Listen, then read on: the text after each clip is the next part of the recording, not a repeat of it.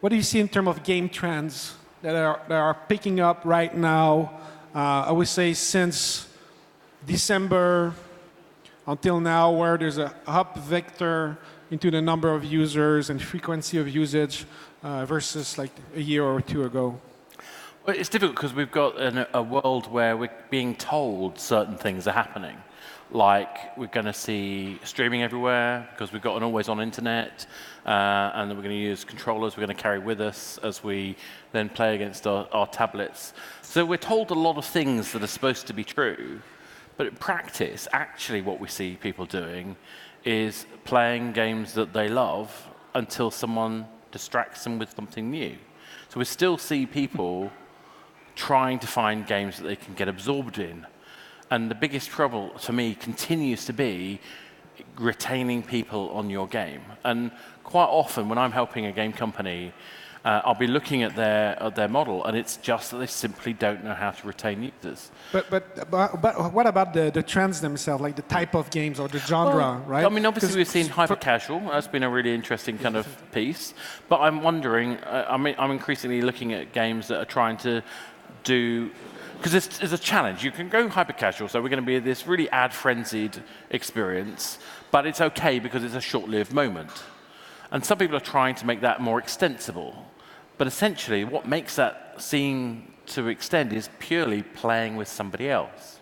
The competitive social element seems to be absolutely critical to making that work. And I think I've just broken my mic. So I think understanding how you keep people playing against each other is, again, the thing that keeps coming back time and time again. And how about you, Nico, while Lance is fixing? Yeah, so gameplay-wise, or genre-wise, I guess, so battle royale games, right? Everyone's trying to make one now, which is smart. You see Apex Legends, PUBG, Fortnite, obviously still out there. There's like Call of Duty. Which one are you playing? I'm a dinosaur, so I still play PUBG. But yeah, I mean, that's what I like, whatever. So those things are still around, but he makes a good point in terms of it's probably still the hardest thing is retaining players. Just because there's so much content coming out, whether that's more battle royale games or just more good games. There's so many. I mean, my library right now, as I'm sure many of you are, it's full of games you haven't played yet. But which one do you see the most of those battle royale games that use live ops properly? Have you seen someone that has, because PUBG, in my humble opinion, they try to do it with doing some like maps and new small circles and stuff like that. But I think Epic has done an amazing job with Fortnite in terms of communicating to their players, constantly rolling out good content, ensuring their content doesn't break the game, having very little downtime. In terms of the way Epic has continues to run things with Fortnite, it's good because they're listening to their players, giving them more of what they ask for. A lot of the content that they have now is stuff that their players suggested, so they're very actively, giving their players what they love and keeping those guys around. And Nico, do you have a view on this? Well, actually, of course, I'm a little bit, focused on a specific type of game, which is narrative-driven. And besides all those shooters, which of course, and battle royale games, which I see too, there are just tons of narrative-driven games getting out into the market, which seems to be, for me, it looks at least like a trend. There's a lot of companies out there who are suddenly discovering, oh, I can tell stories inside games, that's interesting, and try to do that. And some of them are as quickly gone as they have been there. Others are trying to push very hard to break the boundary. And still, there is a large trend. Besides, it's either more action or it's more, content and more narrative content there. If I want to know about action, I'm asking my kid, or at least my older son, because he's now 12. So if I want to know what's played there, I just ask him. But if I'm going for narrative, then I have to look at my own mobile, because he won't touch romance comedy games in any way. So that's my part. But isn't like in the narrative games, the one that are very popular is the one who has user-generated content, where the community itself feeds the live up cycle?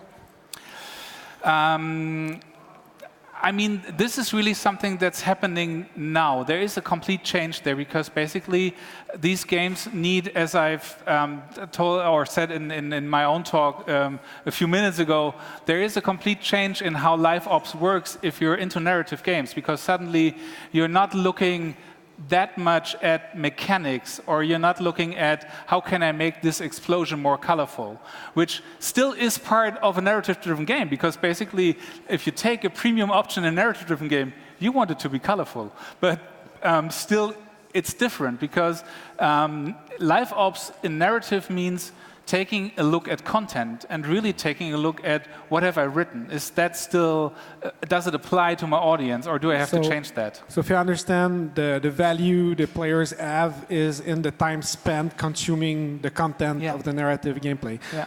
And how about you, Nate?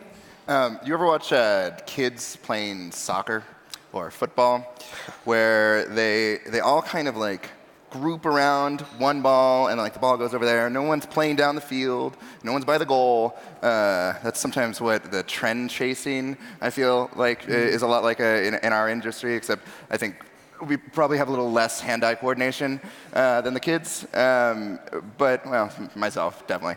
I can't play for that.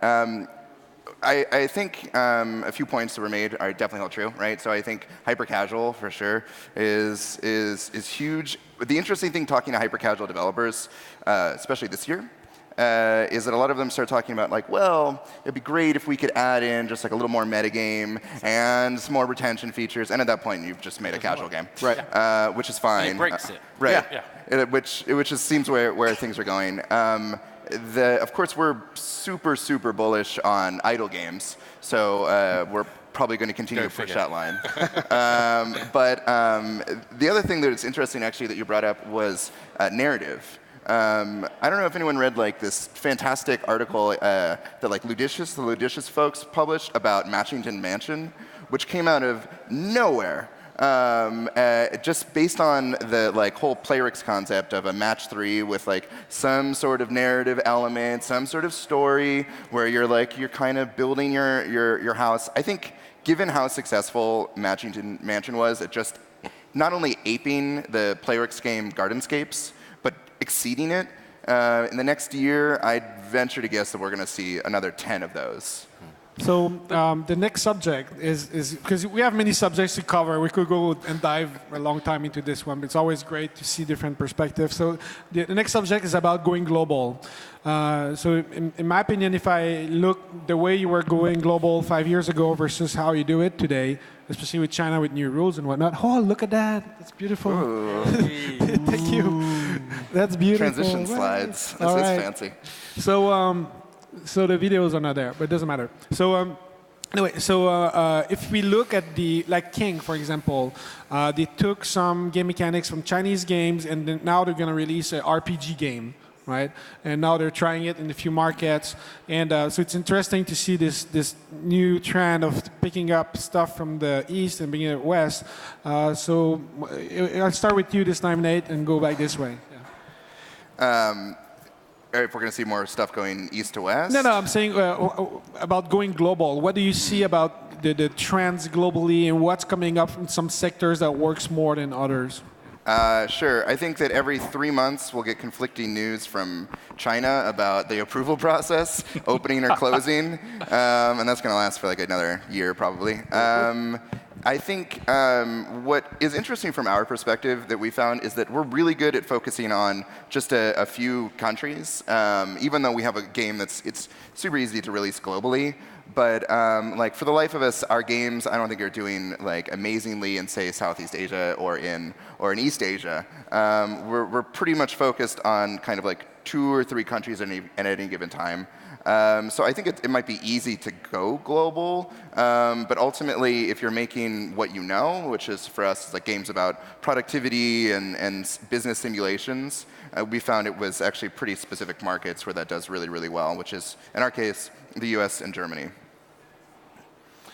Well, in our case, it's a little bit more complicated, since making narrative-driven games also means catering to the specific cultural interests and needs of the country you're moving to. So is it like very hard to go from a story from the West to like India or like Thailand with your story? And that's even tougher, of course, because if you're now talking for going from the West to the East, it's with narrative, it's very hard because the whole storytelling culture is so different from our own that basically you nearly can't do that. You can't take your game and just transfer the narrative into the language and then hope that it just flies there. So one narrative from the East to the West that works very well is the hentai business. Definitely. Well, actually, what I find interesting about, especially looking at China, for me as somebody who's into narrative, is in China there are already lots of user-generated content portals, which is something we don't have in the West at the moment because nobody really dares to do it. The biggest one has 2,000 professional writers living from what they're making on this one portal. So just imagine, there are 1.5 million stories on there. And this is a trend that is going to hit us, and it's going to hit us all hard, because basically I think that a lot of people would love to do user-generated content on the web if they have the right tools and the right channels to promote it. If we look at Minecraft or Roblox, that's definitely working very well for them. Yeah, so creativity is something that I guess will be a challenge to all of us, especially on the backend side, because creativity always is a challenge to the backend. It basically means anything can happen, and you still have to be prepared for it. Totally. And especially making these things addressable and usable via mobile will be a challenge, because yes, we have a nice tool which you can use on the web, and you can use it with your keyboard and you can write nice stories there, but how are you going to do it when you're on your mobile? You don't want to write 2,000 words on your mobile. So we need to make it more simple for that. We need to make it smaller and all of that. But I'm pretty sure that these kinds of portals, of user-generated content portals, is going to hit us in the next year pretty hard. So after the floodgate, it's going to be the player gate, something like that. All right, how about you, Lance? Well, from our side of things, we're a global publisher. So from our perspective, things have changed and continue to change pretty drastically with mobile hardware, with iPads, tablets.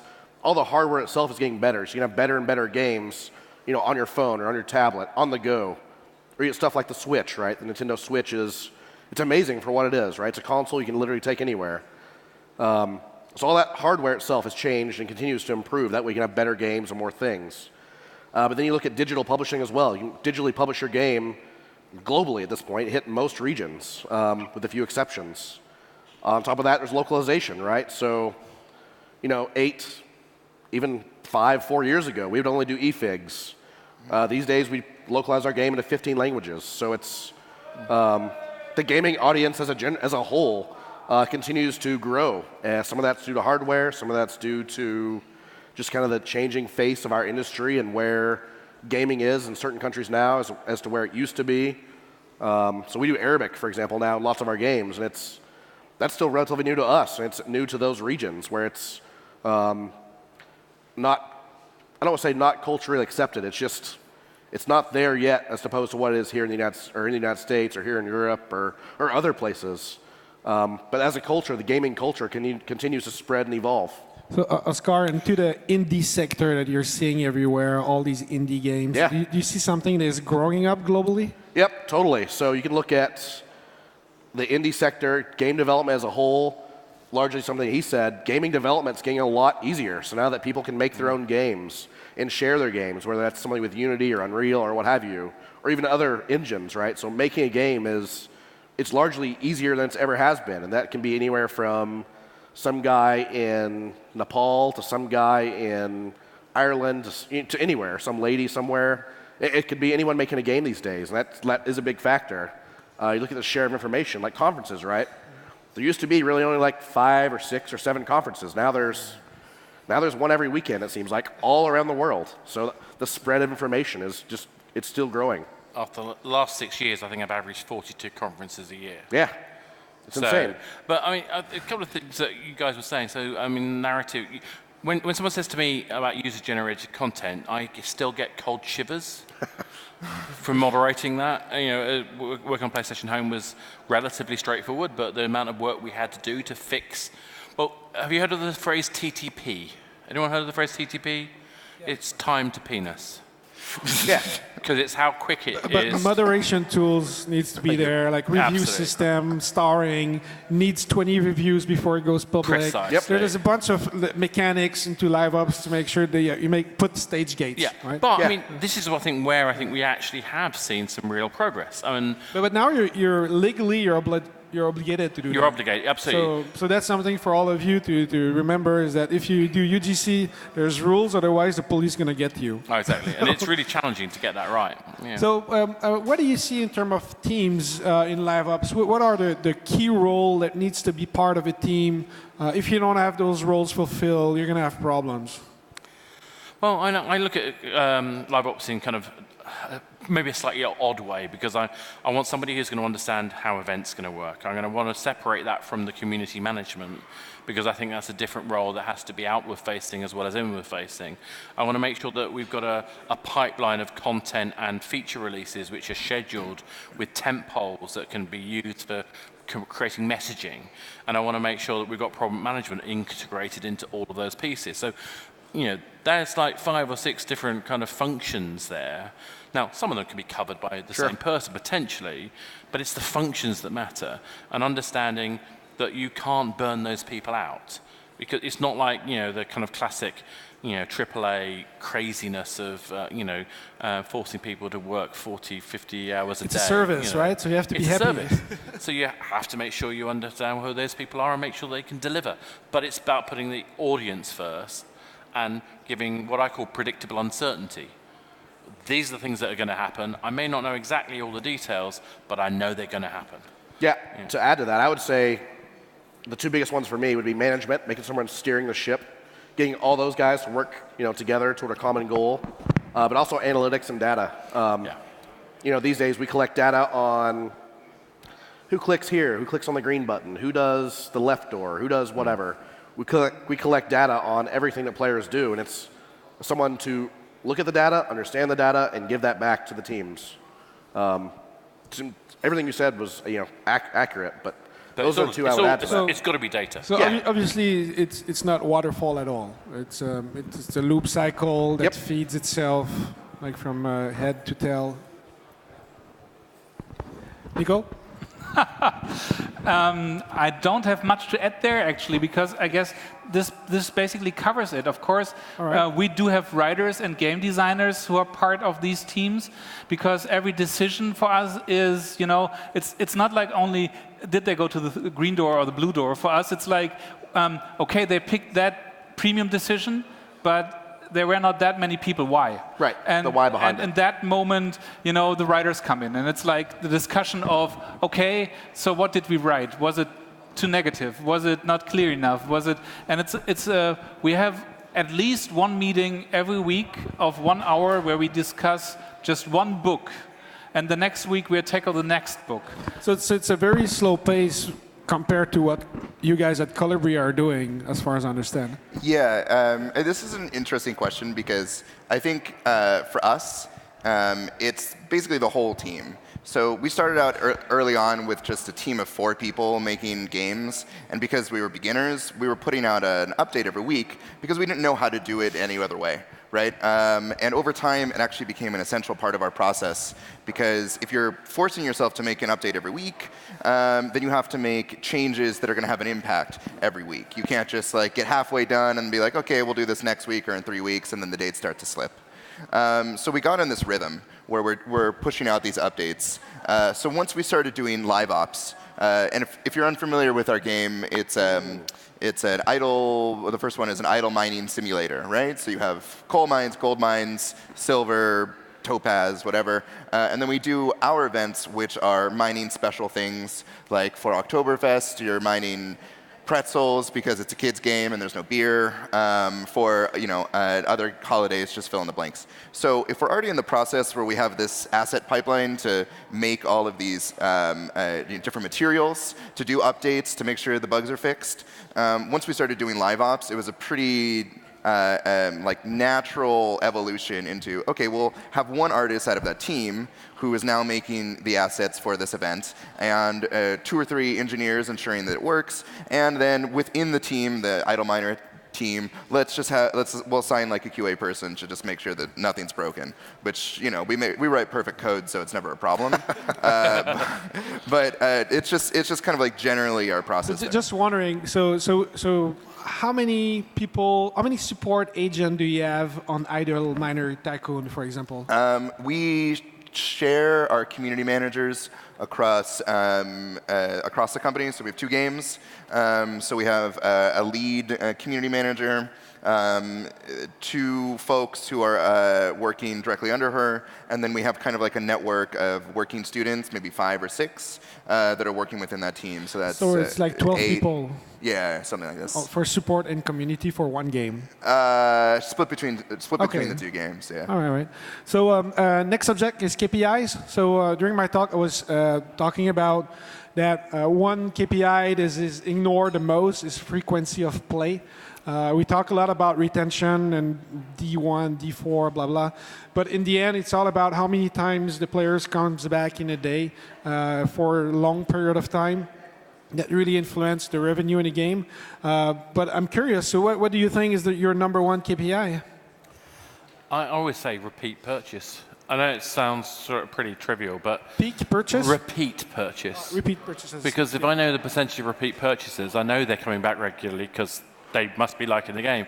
And frankly, if my repeat purchases aren't high enough, that means my purchases aren't good enough. And if my purchases aren't good enough, it means the appeal for the game isn't good enough. So everything rolls back from repeat purchase. Yeah, that makes sense. It's hard for me to say because all of our games are vastly different. So we have lots of premium games. We have a couple free-to-play games. Obviously, every game itself is different. Do you see difference in terms of KPIs between your premium and free-to-play? Yeah, totally. Different players in a lot of ways. We have a player willing to spend $20 on this mobile game versus this player you're struggling to get $1 out of them. So it's very different based on what they play, how they play, when they play. I would say a big one that for us as a company, it's one we look at for all of our games, is their average playtime per session. And that's something we want to ensure that when they do play, we want to make sure they have a good time. They don't just hop in for 10 seconds, do their little daily thing, get out. That's fine. That's certainly a very valuable thing for certain games. We really focus on when our players do get in our game, we want them to have a good experience. We want it to be, 10, 15 minutes. We want to have a good, solid, feel-good moment where they're playing a game, like that sort of thing. So for you, 15 minutes is successful? For certain games, yeah. For other games, that's really long. Like for a free-to-play game, that would be incredible. But yeah, for our premium games, if they hop in, they play 15, 20, hour. Hour is amazing for some of our longer games, but it's different for every game. But yeah, average playtime is something that's really important to us. And I guess in the narrative sector, what you want is that they read the next book, right? Yes. If I would have to decide what are our most interesting KPIs, there are actually 2 for me. One is, as you said, frequency of play. We have players returning 6 to 7 times a day, and each time playing around 5 to 6 minutes, meaning all in all, they're playing over half an hour each day, which is an incredible amount of time inside of a mobile game, since that's what we're talking about. And it's free to play, so it's not premium. And you can really see how this is affecting the players. Like, I want to finish just another chapter. And that's what they're trying to do. And the second is the cost per install, because we are still below €1, which is incredible. But it works in narrative games still, because it's like this is really something that people are waiting for. We want to read on our mobile devices, and there is nearly not enough content there. Is the CPI high in idle games? It depends on the demographic and kind of cohort that you're targeting. So we'll have some cases where we have CPIs that are 40 cents, and other cases where it's $20. And it depends on how deeply targeted we are. For us, I wish I could steal Oscar's answer, because I think what it illustrates is how if you pick the right KPI, basically everything else telescopes out or in from that. When we were starting We didn't make any money, so I wish I could use revenue as that number that rolls back to, but it wasn't that case. So in the very beginning, we focused entirely on retention, day one retention, because that's the easiest to see the changes of immediately. And we focused on star rating and comments, because at least, although they're not necessarily quantitative, just that qualitative information early on is really, really helpful. As time went on, and we have teams that we can, assign to certain tasks, we basically say for each of the teams, okay, here are the two main KPIs, still going to be retention, and it's still going to be that star rating and to some degree revenue, but then a smaller KPI that an individual can focus on that's specific to them. So in my case, I do a lot of work with, say, ad operations, right? So I want to make sure that my eCPMs or things like this are doing really well. For the marketing folks, it might be CPI. But I think beyond that, for any person, like if you're trying to track 40 KPIs, this is an impossible task. Yeah. So more or less, we can sum that as if someone buys into your game, you have to keep them. If they leave after a week, it means what they bought is totally useless and you should change it. And then afterwards is how much time do they spend in the game, how frequent it is, and then how much you're spending into your money to acquire those users, because otherwise your ROI eventually is going to go down. So again, I'm going to continue with the idle games. So how do you manage a community in idle games? Because you say you have like 9 community managers. Mm-hmm. So are they like on Facebook, or you have like a chat in there? I don't think so, but tell me. Yeah, we go to the channels that the players are in. So Discord, Reddit, not so much Twitter. Definitely Facebook. We have a huge Facebook community, both groups and our pages, and we're in all of those.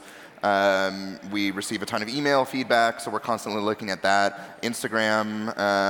And so what we're doing every single week is that we're collating all of that information. So the community managers report, and they're responsible for this. What were the emails that were sent? What were the complaints? What were the features that were asked? And then we can collate that into something that's digestible, right? So if there are 10 different people and they're all asking for like weird, additions to the game, sometimes it's like a business thing. Oh, I wish I could start a company in your game. Or sometimes it's like, I wish I could like form an alliance. Those are all community requests for more community features. So we can then add that to a report, which we do weekly for each game. Everybody who's working on the game attends this. The producers or the project managers, the artists, the business people like myself who might be there, marketing, we all attend that, and then we can see what the community is actually asking for. And then we use that to dictate our roadmap. Does any of you ever brought someone from the community to your studio? Yeah, all right. Yeah. Tell me about that. How was the experience for them? We have people wander in sometimes, the door, just like, hey, you make that game, and you're like, yeah, here we are, and we have computers, and we're not that exciting, I guess. Okay, so it's not like you pick your whales or something and try to bring them, or? No, well, our maximum whale size is probably too small to justify bringing people from like way out of Germany. We bring some folks in occasionally, and then we host like parties and things that tend to be a lot of that our fans will show up at. Are you guys bringing folks out? Yeah, totally. Yeah, we've done it several times. Yeah. Usually to our developers, or back in other studios like AAA studios, we'd have play days where we'd invite local people to come in, hang out. Yeah. Same with influencers, right? If they're local, they will come hang out, see what we're doing, come get a sneak peek at what's coming next. It always works out really well, especially when we get our artists or engineers or whoever talking directly to a fan or directly to this guy who loves it. It makes our team happy. It makes the community member happy. It's just, there's been a few bad incidents, but other than that, largely it's been okay. It's been fun. It's been productive. Back in the whole PlayStation Home days, we often recruited people to come in and do tests, but they didn't do it in the US after they started having death threats. Correct. There was a couple of instances of actual death threats, so that didn't happen after that. So, fortunately, nothing happened, by the way. Everyone was safe. It's all good. But threats are never taken lightly. But one trend we saw at Playfab is that in the last 6 months, there's a large amount of games getting released with communities in bed with it. And then, like even at GamesBeat conference not too long, they actually have a whole section only for that, because we used to talk about communities back in the browser games, right? Yeah. With forums and all these things, and the Facebook days, and it seems that it always comes back after a while. But now they finally cracked the egg into how to do it with the mobile sector, using like translation services that are global and things like that, and it brings people together. And obviously, it's going to increase your LTV. So community as a whole is a way to learn from them, because sometimes you're kind of running blind. But yeah, so talking about running blind, is there tools that are essential for you to make a live game experience that is proper? Well, obviously, I wouldn't build any tools anymore, because there's like some parties apparently who can build all the back-end bits for you. I wonder who that might be.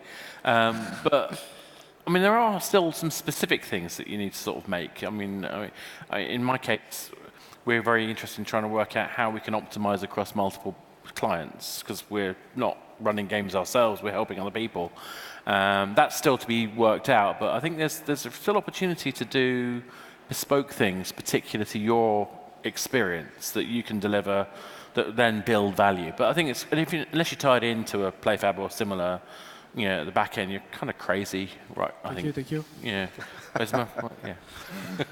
Yeah, there's quite a few, right? Largely game dependent, but everything from being able for players to directly, report a bug or request feedback straight in the game to where it's seamless. That's huge. It used to be. Help was a big thing. Yeah. When Supercell started to use Help Shift, it went like across all the games everywhere. Just how good it is. It really has made life simpler for everyone. Then you look at other things outside of specific game tools. You look at stuff like Discord integration, or you look at stuff like streaming integration, whether that's Twitch or Mixer or whoever. It's all these things to give your audience more of those things they enjoy doing, right? Like they're always on Discord, they're always on Twitch, they're always watching YouTube. You bring up user-generated content, whether that is integrating stuff like Steamworks on a PC game, or giving your players the option to upload their creations to YouTube so people can see what you've made. There's tons of new tools that are continuing to come out to help you build your audience and keep your community engaged. And of course, in our case, I have to admit that, of course, we need our own tool, because basically that's where we set up our stories. You spend a lot of money into your own tool. Yeah, like a lot. Well, it costs a lot of money to make the tool, so basically I don't know if we're better off now, but now we have a pipeline which works, and which for us is so essential because it speeds up our work so much. We have writers producing a new chapter every week, and a chapter means about 5,000 words, which is 20 minutes of gameplay. That's a lot. And you can't do that without a dedicated pipeline which supports this.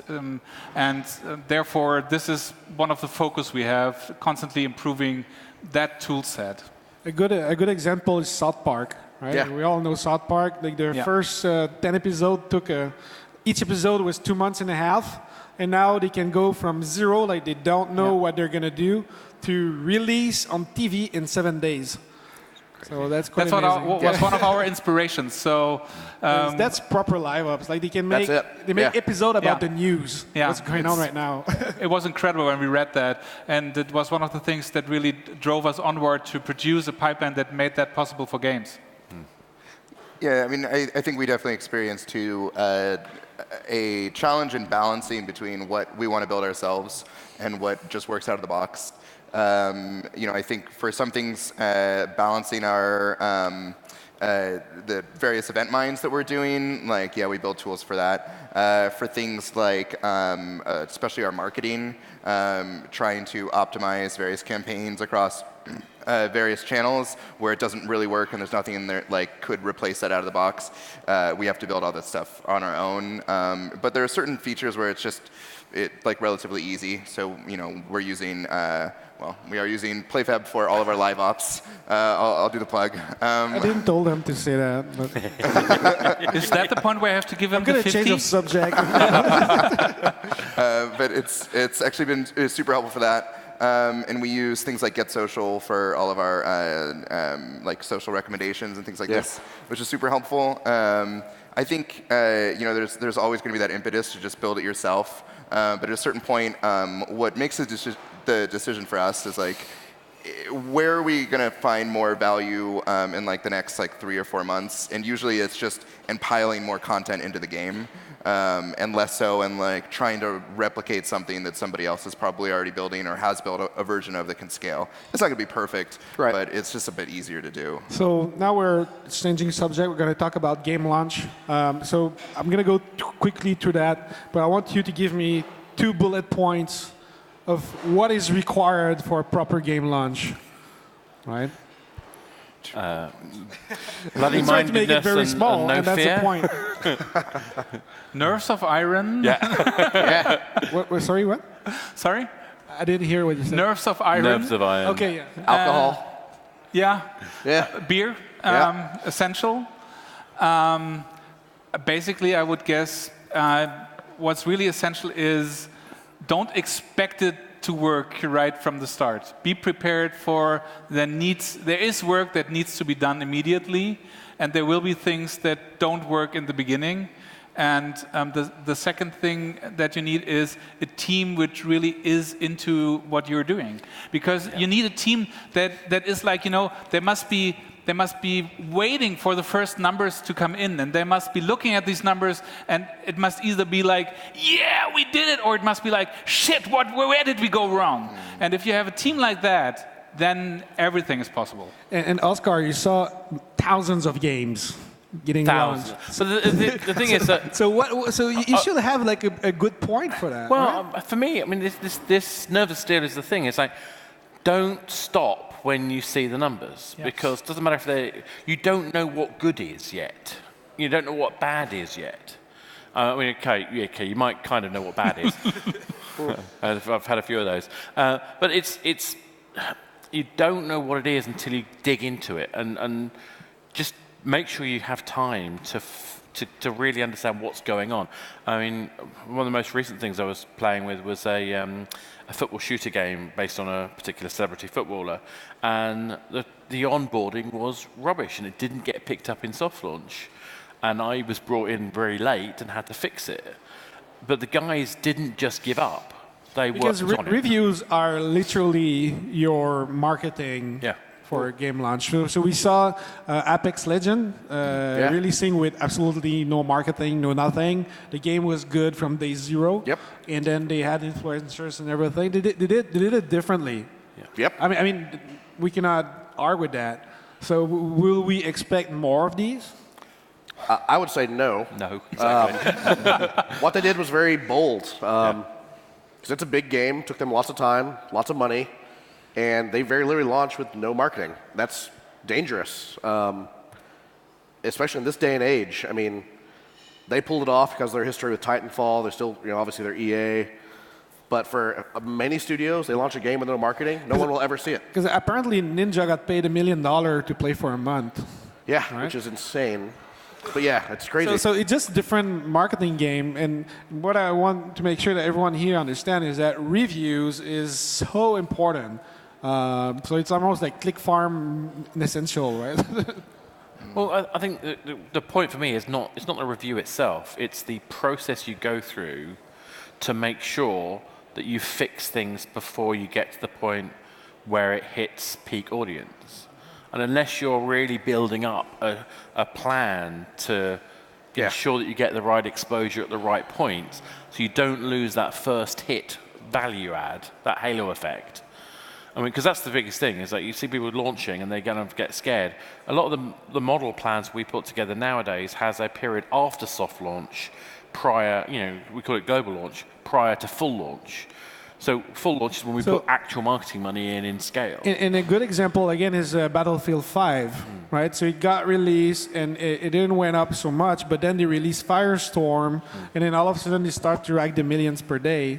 But it's the same game. They just add more content that is interesting for the crowd, which influencers like, and so on. So it can take time to have a success, right? Do you have something to add on this? Yeah, I think it definitely depends on the type of game you're making. So for our games, which are mid-core casual, the two things, if I were to distill them to a bullet point, are one, an actual MVP, which means it has to tread a really fine line between this is like utter shit and nobody wants to play this and it's not even fun, so it needs to be fun, but also not way down the line of like, oh, we've spent an extra year and a half building this thing and it has thousands of features that no one's ever going to play because they don't want to get through the first 20 seconds of that fatui. So something in between there. And at the same time, we don't really do soft launches in the true sense. So we'll put a game out and then we'll do a bit of a test to make sure that it's not breaking and it's not full of bugs. But after that point, then we just turn it on in the States, which would be your typical full launch or Germany or the UK.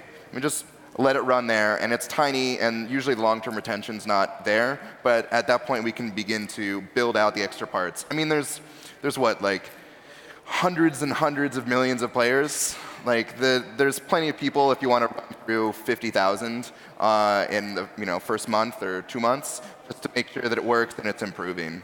So you say that 50,000 players a month is required for having proper cohort and data for.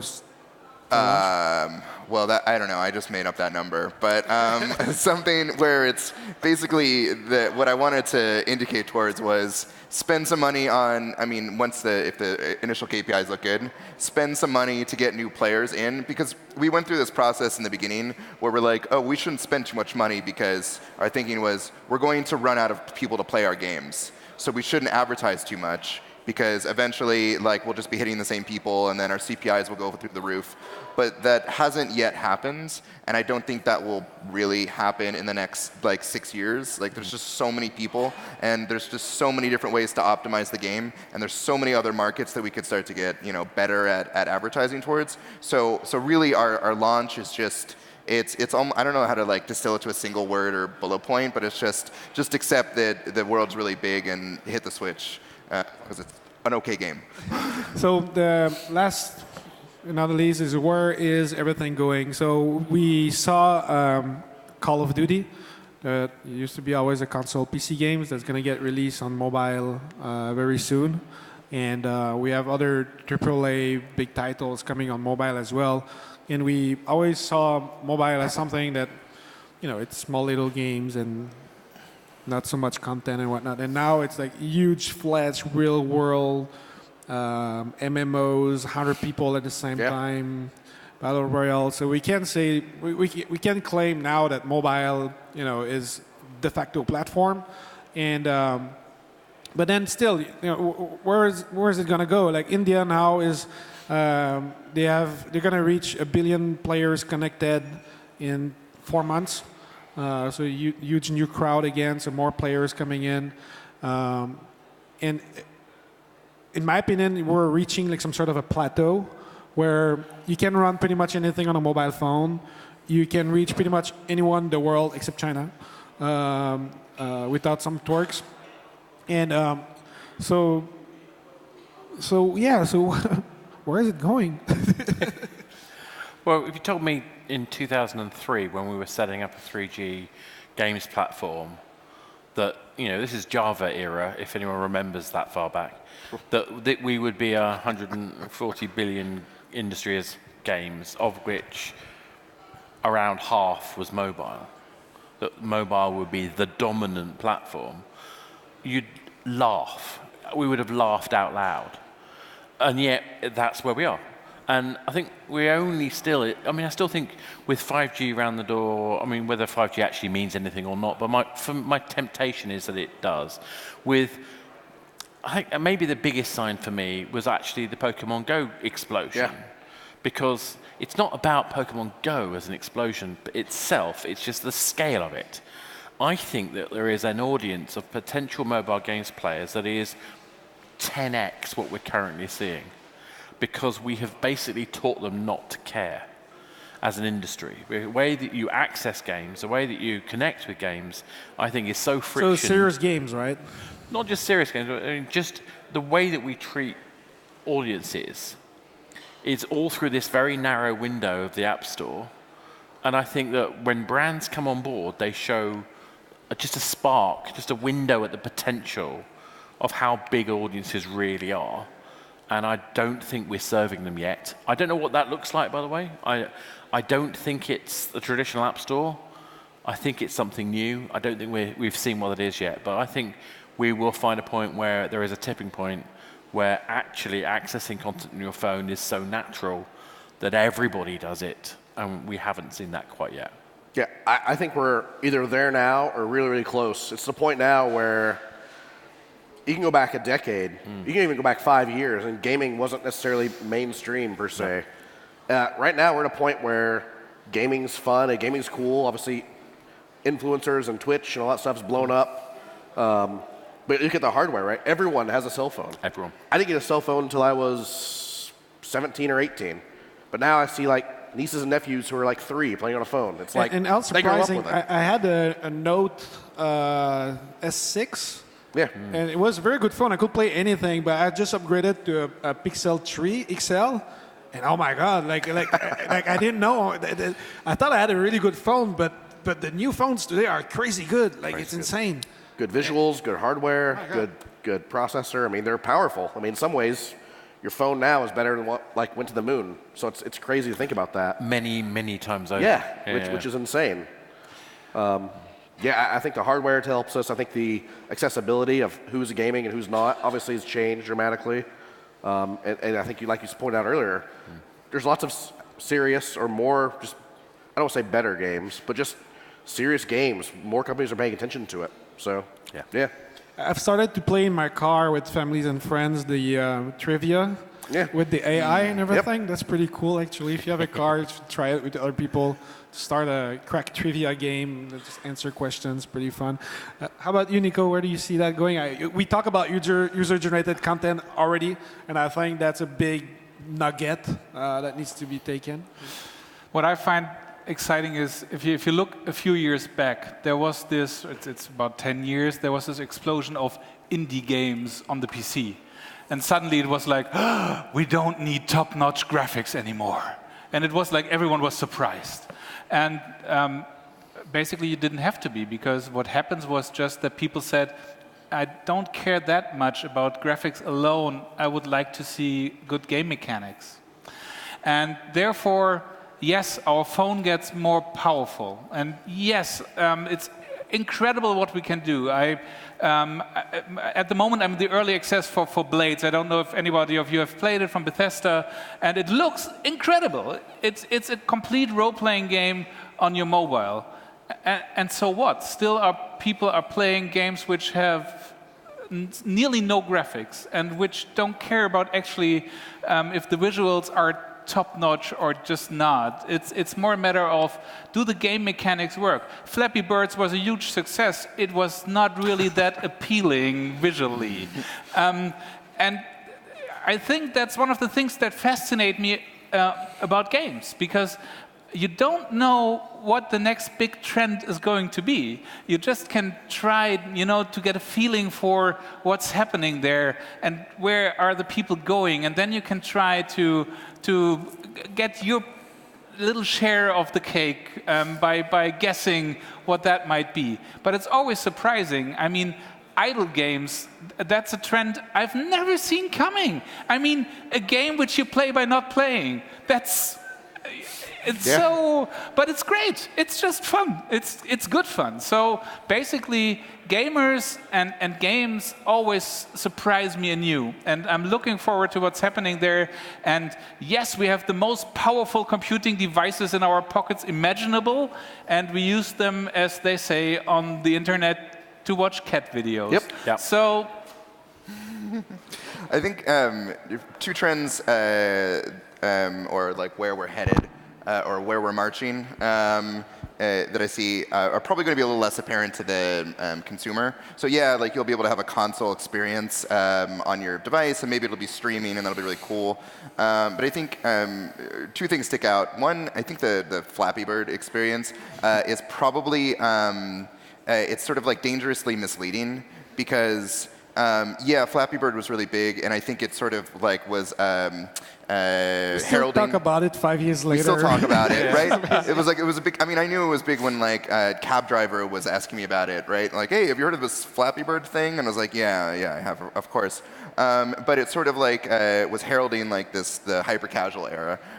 But the people who are winning that game, that in like the business sense, they aren't the developers. It's really the publishers, because they already have the infrastructure to do the marketing. Like, there's no way I would like if somebody was looking at a mobile gaming company right now. I wouldn't advise them to do it unless they could actually think if it was free to play. I wouldn't advise them to do it unless they really thought through the marketing side, because it's going to be like half of your team at some point, because it's so competitive. And the other spot that I'm thinking about, I'm kind of watching a lot, are what's going on in the TV space right now. We started off with like Netflix, which was really awesome, right? And everybody had, you could just have a single portal for every movie that was ever made, and it's just fracturing. And like Disney alone has 3 different streaming services or subscription services. Like, that's insane, right? One thing that started joining on this into the United States is game apps on top of live sports. So there's live sports on the TV, and then there's a game, and then you do predictions and stuff like that, and then you get a score and a reward, and people get more into the community. And those are, kind of real-time live ops, and it's kind of cool. Yeah, it is super. Yeah, and it's like, I think we're definitely going to see a lot of that stuff embedded with just like traditional entertainment. And at the same time, though, our consumers are going to be basically at the behest of whatever like the major IP holders want to do. So if you have that Star Wars game and you only want to release it on like the new Star Wars gaming platform and restrict all of the content from every other platform, from the App Store, from the Epic Store, from wherever, like, this is going to happen, and we're probably maybe only right around the corner from this. I think what will end up happening, I used to think about this backwards. I would think that China is behind because they have 1 billion Android app stores, and like we're ahead and we're unified. But if anything, we're just moving closer and closer to what's going on over there. Yeah, definitely. So we're at the end. So that was the end. So that was Live Game Operation panel for today. So a big round of applause for our panel. And if you have questions, you're welcome.